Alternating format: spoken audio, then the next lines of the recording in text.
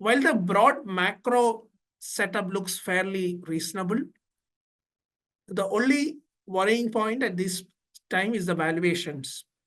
Since market has given fairly superior returns in the last few years, in most of the stocks, what we kind of see is we have captured the future earnings potential as well. So if you look at the current price, that is already factoring some part of the future growth. So in this kind of an environment, how should an investor evaluate a fund?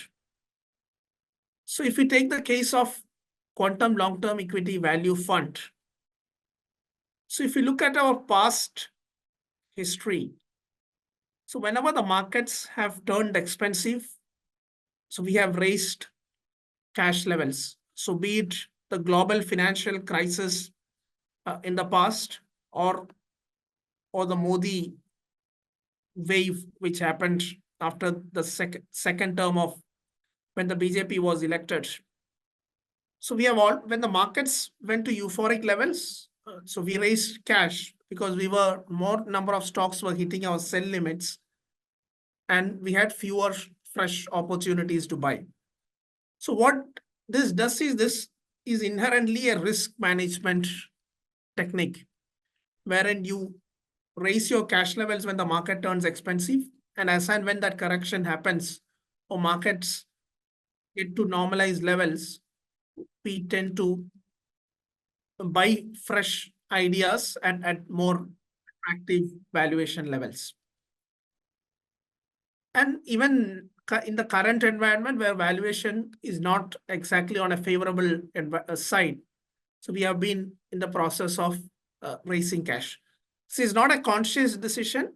This is built in our process, whereas as many stocks hit our sell limits, we would naturally sell them. And since the alternative opportunities are not offering the amount of upside which we would have liked, so we sit on cash.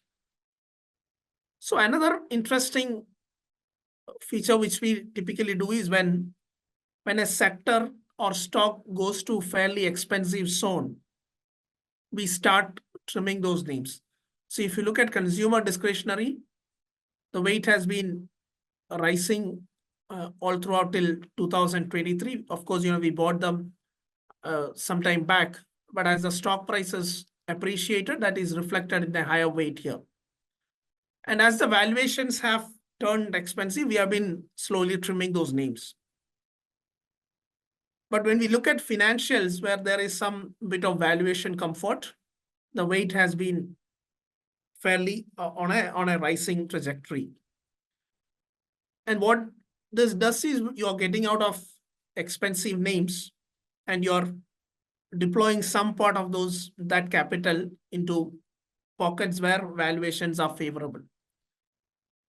So which means whenever there is a market correction which could happen, the more expensive sectors have a higher risk of more downside. And the cheaper sectors or sectors where valuation is relatively more comfortable should fall less.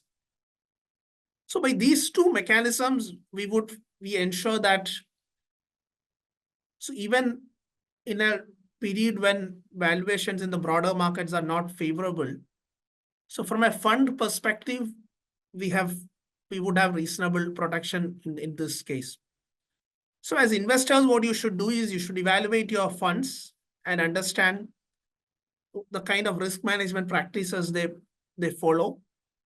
And if any particular fund tends to follow momentum or is more exposed to many sectors where overvaluation is very rampant, you could see more downside when the markets were to turn the other side.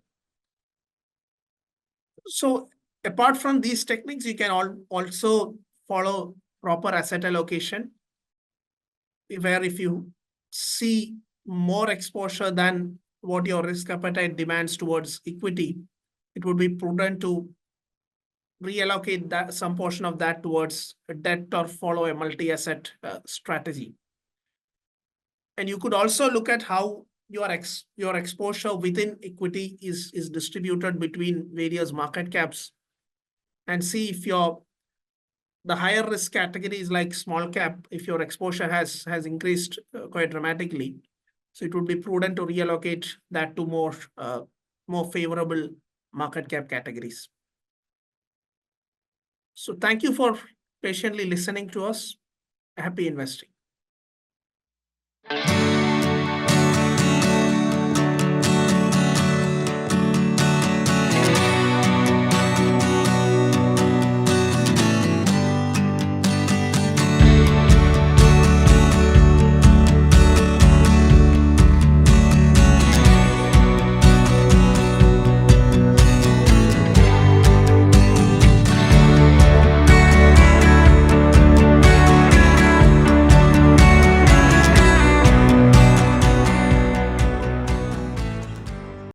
Mutual fund investments are subject to market risks. Read all scheme-related documents carefully.